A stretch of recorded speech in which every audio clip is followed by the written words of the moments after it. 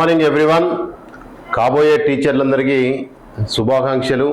ముఖ్యంగా ఆంధ్రప్రదేశ్ తెలంగాణలో DSC TET రాయబోతున్న విద్యార్థులందరికీ నా ప్రత్యేక అభినందనలు. ముఖ్యంగా అతి త్వరలో ఆంధ్రప్రదేశ్లో మెగా డిఎస్సి వస్తుంది. అలానే తెలంగాణలో ఆల్రెడీ టెట్ నోటిఫికేషన్ వచ్చింది. నెక్స్ట్ అతి త్వరలో ఇక్కడ తెలంగాణలో కూడా న్యూ నోటిఫికేషన్ రావడానికి అవకాశం ఉంది.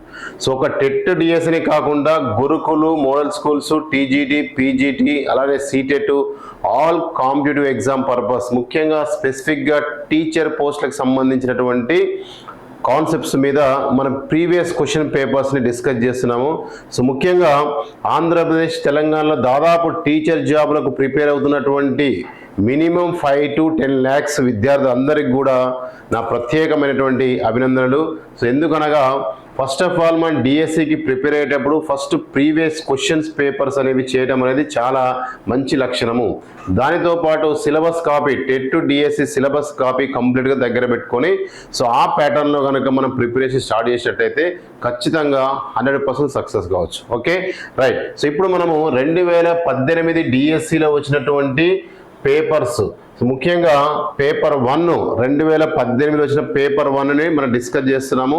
సో దాంట్లో క్వశ్చన్స్ ఎలా ఉన్నాయంటే పేపర్ 1, పేపర్ 2 ముఖ్యంగా సో క్వశ్చన్స్ ఒకప్పుడు ఆఫ్లైన్ ఎగ్జామ్స్ వచ్చినప్పుడు పేపర్ చాలా స్టాండర్డ్గా ఉంది. ఆన్లైన్లో కూడా స్టాండర్డ్గా ఇస్తూ చిన్న చిన్న ట్విస్టులు ఇవ్వడం జరుగుతుంది. సో ముఖ్యంగా రీసెంట్గా జరిగిన ఎగ్జామ్స్ కనుక చూసినట్టయితే ఒక రకంగా 50% ఈజీగా 50% క్రిటికల్గా ఇచ్చారు. సో అలానే మనం 2018 పేపర్ చూస్తే 2018 డిఎస్సిలో క్వశ్చన్స్ సో ఎలా వచ్చినాయి ఏంటి అనేది కనుక మనం ఒక్కసారి అబ్జర్వ్ చేస్తే పేపర్ 1 అయినా పేపర్ 2 అయినా, ఫర్ ఎగ్జాంపుల్ పేపర్ 1 నుంచి మనకు దాదాపు టెట్లో కానీ డిఎస్సిలో కానీ మినిమం మ్యాథ్స్ నుంచి 24 మార్క్స్. అలానే పేపర్ కనుక సో పేపర్ 2 కనుక చూసినట్టయితే దీంట్లో నుంచి కూడా మనకు 24 మార్క్స్. సో అంటే ముఖ్యంగా టెట్ కనుక చూసినప్పుడు టెట్లో కానీ డిఎస్సిలో కానీ మినిమం మార్క్స్ కంటెంట్ స్కూల్ అసిస్టెంట్కి వెళ్ళినప్పుడు మళ్ళీ వెయిటేజ్ పెరుగుతుంది. సో బట్ మనము జనరల్గా TET paper 1 and paper 2 and DSC paper 1 అలానే వీలైతే ముందు డిఎస్సి స్కూల్ అసిస్టెంట్ పేపర్స్ కూడా మనం చేసే ప్రయత్నం చేద్దాం. Okay, right. సో ఇప్పుడు మనం 2018 వచ్చిన డిఎస్సిలో బిట్స్ ఎలా ఉన్నాయనేది కనుక చూసినట్టయితే ఫస్ట్ క్వశ్చన్ నెంబర్ 1 కనుక చూస్తే the population of village is 18,750. It is found that the ratio of increase in population is 8% per annum. Find the population after 2 years. ఒక గ్రామ జనాభా 18,750. ఆ గ్రామ జనాభా పెరుగుదల రేటు సంవత్సరమునకు 8%. అయితే 2 సంవత్సరముల తర్వాత ఆ గ్రామ జనాభా ఎంత? ఈ క్వశ్చన్కి సింపుల్గా 1 స్టెప్లో 1 మినిట్లో 1 మార్కు ఎలా స్కోర్ చేసుకోవచ్చు అన్నదానికి నేను చెప్తున్నాను, జాగ్రత్తగా అబ్జర్వ్ చేయండి. ఒక గ్రామ జనాభా ఎంత ఉంది? 18,750. సో గ్రామంలో ఉన్న జనాభా ఎంత అంటే 18,750. సో ప్రతి సంవత్సరం ఆ గ్రామ జనాభా 8% ఇంక్రీజ్ అవుతుంది. 100కు 10% పెరుగుతుంది. సో 100కు 10% పెరుగుతుందంటే 8%, 100కి 8% పెరుగుతుంది అన్నప్పుడు 100 + 8 అంటే 108%. So 108/100 into 108/100. సో ఇలా 2 years అన్నప్పుడు 2 times రాయండి, 3 years అంటే 3 times రాయండి, 4 years అంటే 4 times రాయండి. సో ఇక్కడ క్వశ్చన్లో 2 years ఇచ్చాడు కాబట్టి 2 times రాసాను. సో ఇక్కడ మీరు కట్ చేసి సింప్లిఫై చేస్తే ఒక 0 కట్ అయిపోతుంది. నెక్స్ట్ రిమైనింగ్ కనుక మనం కట్ చేసినట్టయితే 4 టేబుల్ కట్ అవుతుందా? 4 2s 8, 4 7s 28, 4 25s. నెక్స్ట్ అలానే ఇక్కడ కూడా 2 టేబుల్ కట్ చేస్తే 2 5s 2 4s 2 5s. Next 5 table cut చేస్తే 5 1s, నెక్స్ట్ 5 3s, ఇక్కడ 5 3s 15, 5 7s 35, next 5 5s, again ఇక్కడ 2 5 అంటే 5 5s 25. Next remaining 5 table cut చేస్తే 5 1s 5 5s, 5 7s 35, 5 5s 25. Again 5 table cut చేస్తే 5 1s 5 5s. సో మొత్తం cut అయిపోయి మనకి ఏమొచ్చింది? 15 × 54 × 27. సో 15ని 54 తోటి మల్టిప్లై చేస్తే మనకి ఏమొస్తుంది చూసుకోండి. సో ఇక్కడ 4 5 20, 4 1 4 + 2 అంటే 6 వస్తుంది. నెక్స్ట్ 5 5 25, 5 1 75. సో 0 ఇక్కడ 11, నెక్స్ట్ 8 ఇంటూ 27తో మల్టిప్లై చేస్తే 7 0 0, 7 1 7 8 56. నెక్స్ట్ 2 0 0, 2 1 2, 2 8 16. నౌ సింప్లిఫికేషన్లో 0 7 8 11 2. సో 2 1 8. సో ఎంత వచ్చింది మనకు ఆన్సర్? 2 1 8 70. సో 21870. ఇక్కడ క్యాలిక్యులేషన్ అనేది కనుక వస్తే మీకు ప్రాబ్లం చాలా ఈజీ. సో ఇచ్చిన ఆప్షన్ ఎక్కడుంది? Option B is the. So option కనుక చూసినట్టయితే క్లియర్గా మనకు option C is the right answer. Okay, ఇలా మీరు కరెక్ట్గా క్యాలిక్యులేషన్ స్పీడ్గా చేయగలిగితే మీకు ఆన్సర్ వచ్చేసినట్టే. వేరే ప్రాబ్లం అనేది చాలా ఈజీగా ఉంది. నార్మల్ మెథడ్ అయితే చాలా టైం పడుతుంది. ఫస్ట్ 18,750కి 8% కనుక్కొని దానికి యాడ్ చేసి మళ్ళీ దానికి 8% కనుక్కొని మళ్ళీ యాడ్ చేసి ఆన్సర్ వస్తుంది. అట్లా మనం 3-4 స్టెప్స్ పడతాయి. బట్ సింగిల్ స్టెప్లో మనం ప్రాబ్లమ్స్ చేయొచ్చు. ఓకేనా? Right, next question. 2 ధన సంఖ్యల భేదము 24 ఒక దానిని రెండవ దానితో భాగించగా వచ్చే భాగఫలము 1.5 అయినా వానిలో పెద్ద సంఖ్య ఏది? క్లియర్, చాలా క్వశ్చన్ చాలా క్లారిటీగా ఉన్నది చూడండి. 2 ధన సంఖ్యల భేదము 24 ఒక దానిని రెండవ దానితో భాగించగా వచ్చే భాగఫలము 1.5 అయినా పెద్ద సంఖ్య ఏది? ఇది క్వశ్చన్. మరి కరెక్ట్గా మీరు అబ్జర్వ్ చేయండి. 2 సంఖ్యల భేదము అడు కాబట్టి 2 ధన సంఖ్యల భేదము అడు. సో ఫర్ ఎగ్జాంపుల్ 2 సంఖ్యలు మనం x, y అనుకుంటే 2 సంఖ్యల భేదము అంటే x - y = 24 వస్తుంది. సో దీని నుంచి x ఏమొస్తుంది అంటే 24 + y -y అడు వస్తే +5. ఎందుకు సార్ అటు రావాలంటే x - y = 24 అన్నప్పుడు -y అటు వస్తే +5, x = 24 + 5. ఎందుకు ఇలా తీసుకపోల్ చేస్తుందంటే ఖచ్చితంగా మనకి ఇందులో పెద్ద సంఖ్య కనుక్కోమంటుంది కాబట్టి సో పెద్ద సంఖ్య x వాల్యూ మనం ఇక్కడ x వాల్యూ కానీ y వాల్యూ కానీ మనం ఫైండ్ చేయాలి. ఇందులో ఏది పెద్ద సంఖ్య? ఒక్కసారి ఇక్కడ అబ్జర్వ్ చేస్తే మీకు పెద్ద సంఖ్య అనేది ఏ సంఖ్య? ఇక్కడ ఈ రెండింటి మైనస్ చేసిన 24 అండ్ x అనేది ఇక్కడ బిగ్ నెంబర్ కాబట్టి x వాల్యూ కానీ y వాల్యూ కానీ రాసుకోవచ్చు మనము.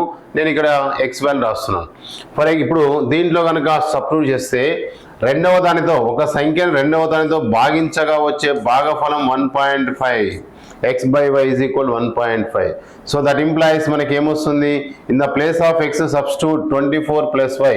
సో 24 + y by y = 1.5 ఏం రాసుకోవచ్చు మనము? 15/10 రాసుకోవచ్చు. సో పాయింట్ తీసేసి కింద 0 రాసుకోవచ్చు. సో కట్ చేసి సింప్లిఫై చేస్తే మనకి ఏమొస్తుంది? ఇక్కడ 5 3s 5 2s కట్ చేసిన రిమైనింగ్ క్రాస్ మల్టిప్లై చేస్తే 48 + y + 2y = 3y వస్తుంది. +2y అటు వస్తే -2y, 3y - 2y అంటే y వస్తుంది. y = 48. సో y = 48 వచ్చింది. బట్ మనకి ఏం కావాలి? పెద్ద సంఖ్య కావాలి కాబట్టి 24 డిఫరెన్స్ అడు కాబట్టి 48 అనేది పెద్ద నెంబరు లేదా చిన్న నెంబర్ అనుకోండి. సో ఇప్పుడు ఆటోమేటిక్గా రెండింటిగా డిఫరెన్స్ ఎంత ఉండాలి? 24. ఇందులో 24 మైనస్ చేస్తే రిమైనింగ్ నెంబర్ ఏమొస్తుంది మనకు? 24. సో ఇక్కడ క్లియర్గా ఆ రెండింటి యొక్క డిఫరెన్స్ 24 ఉండాలి. ఒక నెంబర్ 48, మరొక నెంబర్ ఎంత అంటే ఆటోమేటిక్గా లేదా దీంట్లో అప్లై చేసుకోండి. సో దీంట్లో కనుక మనం అప్లై చేస్తే ఇక్కడ ఆన్సర్ ఏమొస్తుంది? క్లియర్గా దీంట్లో ఈ వాల్యూ కనుక దీంట్లో అప్లై చేస్తాం అనుకోండి. సో దీంట్లో ఫర్ ఎగ్జాంపుల్ మనకు x = అప్లై చేద్దాం. x = 24 + y. 24 + y అంటే 48. సో x = ఎంత వస్తుందో 52 అంటే 72 వస్తుంది. సో పెద్ద నెంబర్ ఎంత అంటే 72, చిన్న నెంబర్ ఎంత అంటే 48. సో డిఫరెన్స్ అంటే నార్మల్గా మీరు ఎలా చూసిన డిఫరెన్స్ వస్తుంది. బట్ క్వశ్చన్లో మనకు పెద్ద నెంబర్ అని స్పెసిఫిక్ అడిగింది కాబట్టి సో ఆన్సర్ ఎంత అంటే 72. సో ఇలా మనం కొద్దిగా స్టెప్స్ తగ్గించి మనం వీలైతే స్టార్టింగ్లో y వాల్యూ ఇక్కడ x వాల్యూ కాకుండా y వాల్యూ కనుక్కొని y వాల్యూ అప్లై చేస్తే డైరెక్ట్గా ఆన్సర్ వచ్చేస్తుంది. ఓకేనా? సో ఇలా 2 రకాలుగా ప్రాబ్లం చేసుకోవచ్చు. Next question. ఒక జీబు 4 గంటల్లో 80 కిలోమీటర్లు ప్రయాణిస్తుంది. అదే వేగముతో ఎన్ని గంటల్లో ఆ జీపు 210 కిలోమీటర్ దూరాన్ని పూర్తి చేయగలదు? ఒక జీపు 4 గంటల్లో ఎన్ని కిలోమీటర్లు 80 కిలోమీటర్లు ప్రయాణిస్తుంది. అదే వేగంతో ఎన్ని గంటల్లో 210 కిలోమీటర్ దూరాన్ని పూర్తి చేయగలదు? కరెక్ట్గా మీరు అబ్జర్వ్ చేయండి. ఇలా ఫర్ ఎగ్జాంపుల్ జీబు అనేది ఇలా మూవ్ అవుతుంది అనుకోండి, ఇది ఒక జీబు లాగా తీసుకోండి. 4 గంటలు ఎంత దూరం అవుతుంది? సో 4 అవర్స్లో 80 కిలోమీటర్స్ పోతే 4 అవర్స్లో మనకు 80 కిలోమీటర్స్ పోతే సో ఆటోమేటిక్ ఇక్కడ అడిగింది ఏంది? 210 కిలోమీటర్లు. 210 కిలోమీటర్లు పోవడానికి ఎంత టైం పడుతుంది? Simple question. ఇక్కడ ఏం లాజిక్ లేకుండా క్వశ్చన్ చేయొచ్చు అండి. సింపుల్ ఇలా రాసుకోండి. ఏమని రాసుకోవచ్చు అంటే 80 కిలోమీటర్ల దూరం ప్రయాణించటానికి ఆ జీబుకు 4 గంటలు పడితే 210 కిలోమీటర్లు ప్రయాణించడానికి ఆ జీబుకి ఎంత సమయం పడుతుంది? సింపుల్ నోట్ లెక్క, ఏం చదువుకునే వాళ్ళు కూడా దీనికి ఆన్సర్ చేస్తారు. 80 కిలోమీటర్లకు 4 గంటలు పడితే 210 కిలోమీటర్లు ఎక్కువ దూరానికి ఎక్కువ టైం పడుతుంది. ఎక్కువ బై తక్కువ అన్నప్పుడు మనకి ఏమొస్తుందంటే 210/210/80 ఇంటూ 4. సో కట్ చేసి సింప్లిఫై 0 కట్ అయిపోతుంది. 4 1 4 2 కట్ అయిపోతుంది. 21/2. సో 21/2 అంటే మనకు ఆన్సర్ ఏమొస్తుంది? 10.5. ఇచ్చిన ఆప్షన్లో 10.5 ఉంటే 10.5 పెట్టండి, లేదా పాయింట్లలో ఇస్తే పాయింట్లలో. So our answer is 10.5. ఎక్కడ ఉంది? Option A is the right answer. ఇలా కొద్దిగా కామన్ సెన్స్ అనే నాలెడ్జ్ని ఉపయోగిస్తే ఇక్కడ ఏ ఫార్మ్ అవసరం లేదు, ఎటువంటి బ్యాక్గ్రౌండ్ అవసరం లేదు. సో ఈ క్వశ్చన్ చేయడానికి చాలా సింపుల్ మెథడ్లో మనం చేసుకోవచ్చు. Next question. ఏ అనే వ్యక్తి ఒక గడియారమును 12% లాభమునకు బికి అమ్మెను. ఏ అనే వ్యక్తి ఏం చేశాడు? ఒక గడియారమును 12% లాభమునకు బికి అమ్మెను. బి దానిని 5% నష్టమునకు సికి అమ్మెను. సి ఆ గడియారమునకు 2620 రూపాయలు చెల్లించిన ఏ ఆ గడియారమును ఎంతకు అమ్మెను? ఒక్కసారి ఇక్కడ క్వశ్చన్ కనుక మీరు చాలా జాగ్రత్తగా నిత్య జీవితంలో మనం చూస్తున్నటువంటి సమస్య పైన క్వశ్చన్ తయారు చేయడం జరిగింది. ఏ అనే వ్యక్తి ఒక గడియారమును 12% లాభానికి బికి అమ్మాడు. బి దానిని 5% నష్టానికి సికి అమ్మాడు. సి దానిని ఎంత కొన్నాడు అంటే 2660 కొన్నాడు. అయితే ఏ ఆ గడియారమును ఎంత అమ్మాను? ఇది క్వశ్చన్, రైట్. సో ఇక్కడ ఫస్ట్ ఆఫ్ ఆల్ మనకు అర్థం చేసుకోవాల్సింది ఎవరికి అమ్మిరు అనేది కనుక చూసినట్టయితే, ఫస్ట్ ఇక్కడ ఏ ఉన్నాడు, తర్వాత ఇక్కడ బి ఉన్నాడు, తర్వాత ఇక్కడ సి ఉన్నాడు. ఏ క్వశ్చన్లు అడిగింది ఏంది? ఏ ఆ గడియారమును ఎంత అమ్మాను అంటే అర్థమైంది అంటే ఇండైరెక్ట్గా సో ఏకి చెల్లించినటువంటి ఏ అమ్మినటువంటిది అంటే ముందు ఏ కొన్నది తెలిస్తే తర్వాత అమ్మిది కూడా కనుక్కోవచ్చు, రైట్. సో ఇక్కడ ఫస్ట్ ఆఫ్ ఆల్ మనము ఏ అనేవాడు ఎంత అమ్మిండు, వాడు ఎంత కొనుక్కొచ్చుకున్నో తెలియదు ఎక్స్ అనుకోండి. దానిపైన ఏ గడియారము 12% లాభమునకు అమ్మిండు అంటే 100కి 12% ప్రాఫిట్ అంటే ఎంత వస్తుంది? 112/100. మళ్ళీ బి ఎవరికి అమ్మిండు? సికి అమ్మిండు. ఎట్లా అమ్మిండు? 5% నష్టముతో అంటే 100కి 5 మైనస్ చేస్తే 95/100. ఆ గడియారమునకు సి చెల్లించిండు ఈజ్ ఈక్వల్ టు, ఇప్పుడు ఏ బికి అమ్మిండు, బి సికి అమ్మిండు అంటే సి కొన్నట్టే. సి కొన్న విలువ ఎంత అంటే 2660. సో ఇప్పుడు దీన్ని సింప్లిఫై చేస్తే మనకి ఏమొస్తుంది అంటే కట్ చేసి సింప్లిఫై చేస్తే మనకు వచ్చే ఆన్సర్ కరెక్ట్గా అబ్జర్వ్ చేస్తే ఏ టేబుల్లో కట్ వచ్చు చూడండి. ఇక్కడ బై ఏం లేకపోతే 1. 5 టేబుల్లో కట్ చేస్తే 5 1 5 9 5 2 0. నెక్స్ట్ తర్వాత ఇక్కడ 4 టేబుల్లో కట్ చేస్తే 4 ఎంత 4 8 4 2 8 వస్తుంది, 4 8 32 వస్తుంది, 4 25. నెక్స్ట్ ఇక్కడ కట్ చేస్తే 19 టేబుల్లో సో 19 1 7 6 అంటే 19 4 76 0. అగైన్ ఇక్కడ 28 ఉంది కాబట్టి ఇక్కడ 14 టేబుల్ ఉంది కాబట్టి 14 1 0 14 2. నెక్స్ట్ ఇంకా ఇక్కడ 2 టేబుల్లో 2 1 2 1 0, రైట్. ఇప్పుడు క్రాస్ మల్టిప్లికేషన్ చేస్తే సో ఇప్పుడు క్రాస్ మల్టిప్లికేషన్లో మనకి ఏమొస్తుంది అంటే x is equal to 25 into 10 అంటే 250 into 10 అంటే 2500. 2005 ఏడిది? ఇచ్చిన ఆప్షన్లో 2005 ఉంటే మీరు పెట్టేస్తే మార్క్ పోయే అవకాశం ఉంది. ఎందుకు అంటే అడిగింది ఏంది అంటే ఏ ఆ గడియారమును ఎంత కొన్నాడు అనలే, ఎంత అమ్మాను అన్నాడు. ఇప్పుడు వాడు కొన్నది ఎంత అంటే 2500 కొనుక్కొచ్చుకుండు. ఎవరు?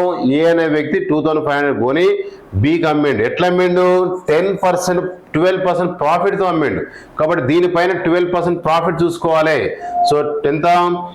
2500కి 12% ప్రాఫిట్ అంటే 112/100.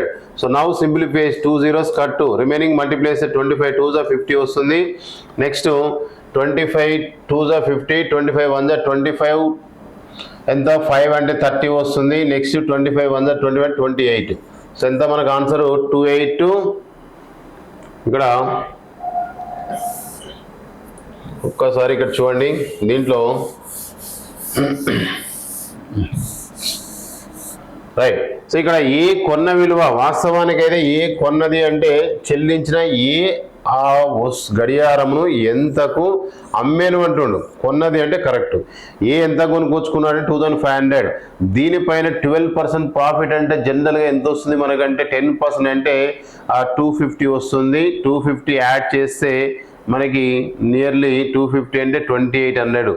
కానీ ఇక్కడ క్వశ్చన్లో అమ్మేను అనేది తప్పుది, కొనెను అని ఉండాలి. కొనెను ఉంటే కరెక్ట్. సో మన ఆన్సరు కొనెను. ఎందుకంటే ఇక్కడ క్లియర్గా 2500 ఆన్సర్ ఎక్కువ, మనకు 2500 కంటే ఎక్కువ ఆన్సర్ లేదు. కాబట్టి ఇక్కడ మిస్టేక్, క్వశ్చన్లో ఎక్కడ మిస్టేక్ ఉంది అంటే జనరల్గా ఏ గడియారమును బికి అమ్మిండు, బి దానిని సికి అమ్మిండు. మొత్తానికి లాస్ట్ కొన్నదేవాడు అంటే సి కొన్నాడు. సో అందుకే సి చెల్లించినటువంటి అమౌంట్ ఇచ్చేసిండు. మరి ఆటోమేటిక్గా ఏ ఎంత కొన్నాడు అంటే 2500. కానీ ఇక్కడ క్వశ్చన్లో ఏ ఆ గడియారం ఎంతకు అమ్మేను అన్నాడు, ఇది రాంగ్. సో కాబట్టి ఏ ఎంత కొన్నాడు అంటే 2500 correct answer. Option D is the right answer. Next question, simple question. What is the capacity of the largest vessel which can measure the oil from all three vessels containing 42 liters, 28 liters, 70 liters in exact number of times? 3 రకాల నూనెలు 42 లీటర్లు, 28 లీటర్లు, 70 లీటర్లు ఉన్నాయి. ఈ మూడింటిని ఖచ్చితంగా కొలవడానికి కావలసిన కొలత పాత్ర యొక్క గరిష్ట పరిమాణము.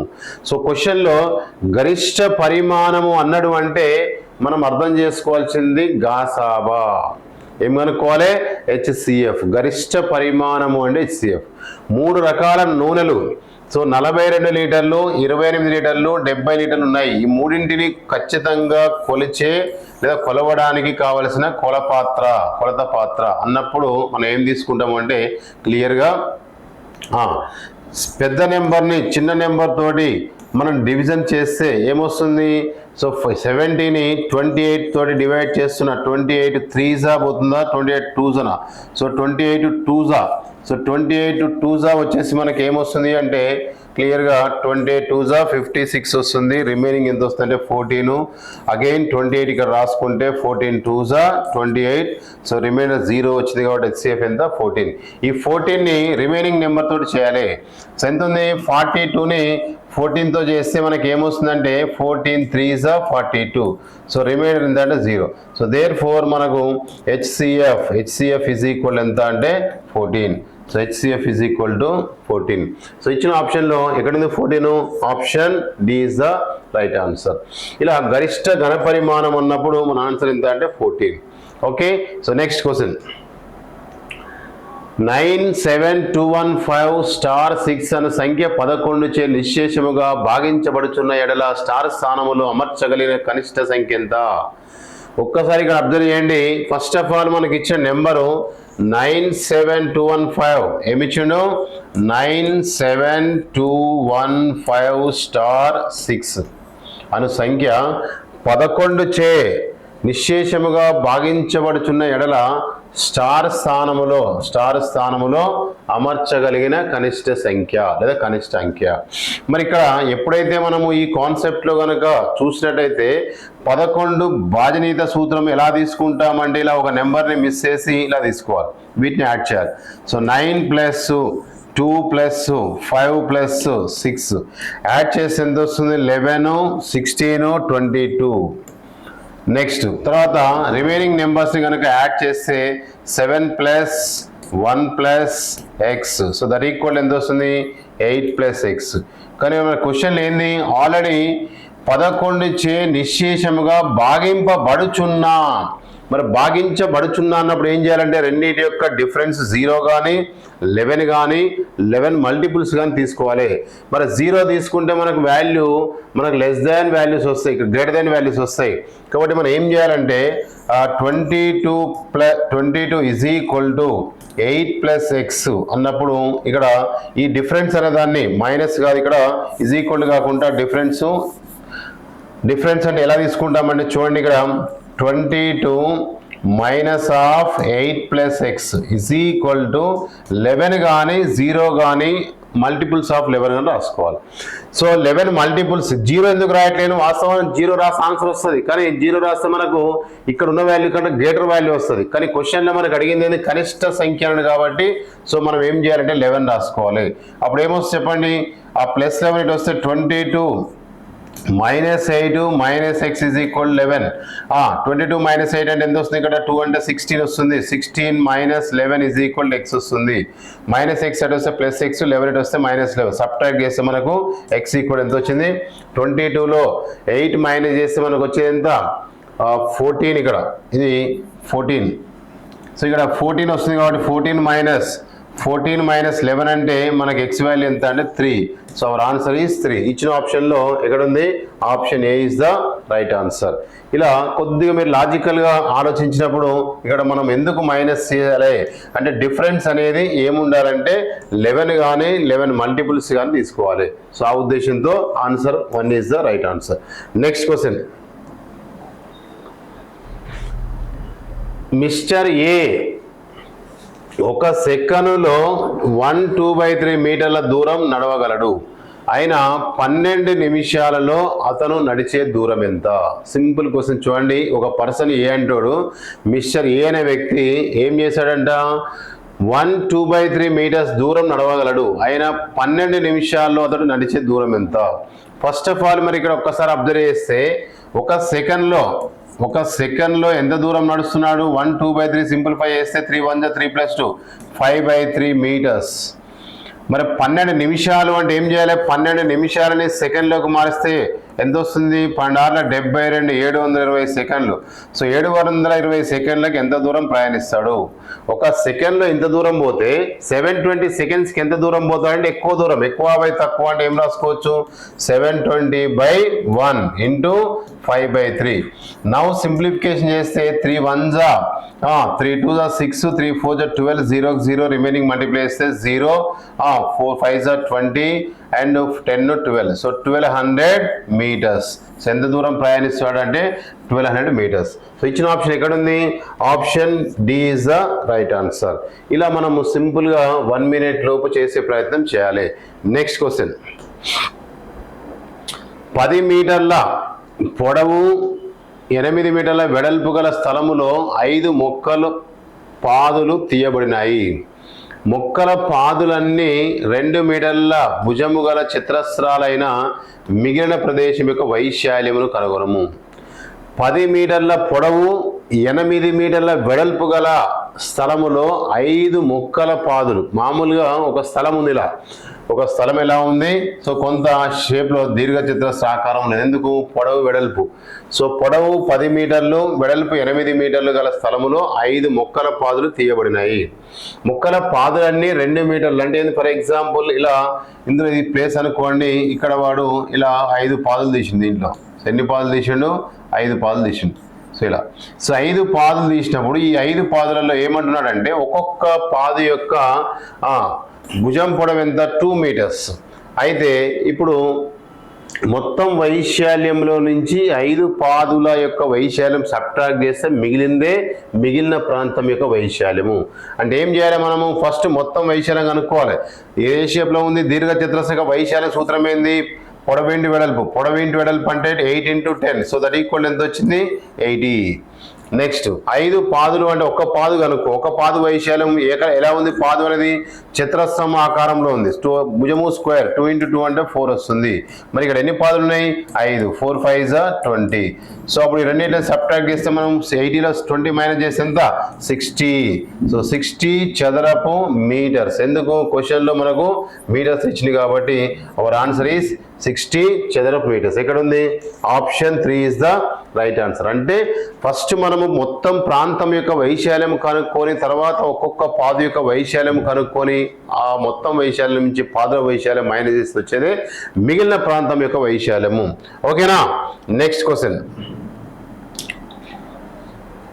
ఒక త్రిభుజం యొక్క భూమి ఎత్తులు 4:5 నిష్పత్తిలో కలవు. ఒక త్రిభుజం యొక్క భూమి ఎత్తులు ఎలా ఉన్నాయి? 4:5 నిష్పత్తిలో కలవు. త్రిభుజం యొక్క వైశాల్యము 640 సెంటీమీటర్స్ అయిన ఎత్తు ఎంత? ఒక త్రిభుజం యొక్క భూమి ఎత్తులు 4:5 నిష్పత్తిలో ఉన్నాయి. త్రిభుజం యొక్క వైశాల్యం ఇచ్చిండు. ఫస్ట్ ఆఫ్ ఆల్ మనము ఇలా ఒక త్రిభుజం ఉన్నట్టుగా మనం కనుక ఊహించుకున్నట్టయితే, ఇది త్రిభుజం అనుకున్నట్టయితే, ఫర్ ఎగ్జాంపుల్ ఇక్కడ భూమి ఎత్తు ఇది బి అనుకుందాం, ఇది హెచ్ అనుకుందాం, రైట్? సో ఇప్పుడు రేషియో ఉన్నప్పుడు మనం ఏమనుకోవాలి వాటిని అంటే, సో 4x 5x, ఇదేమో 4x లాగా తీసుకోవాలి, ఇదేమో 5x లాగా తీసుకోవాలి. ఎందుకు? రేషియో నుంచి బయటకు వచ్చినప్పుడు. మరి వాస్తవానికి ఒక లంబకోణ త్రిభుజమా? జనరల్గా త్రిభుజ వైశాల్య సూత్రం ఏంటి అంటే హాఫ్ ఇంటూ భుజము ఇంటూ ఎత్తు. సో త్రిభుజ వైశాల్య సూత్రము half into B into H is equal వైశాల్యం ఎంత ఇచ్చిండు అంటే 640. సో నౌ సింప్లిఫికేషన్లో 1/2 ఇంటూ భూమి అంటే ఇక్కడ ఏముంది 4x ఇంటూ ఎత్తు అంటే ఎంత ఉంది 5x. సో దట్ ఈక్వల్ ఎంత అంటే 640. నౌ సింప్లిఫై చేస్తే 2 1 2 2 కట్ అయిపోతే 2 5 10 వస్తుంది.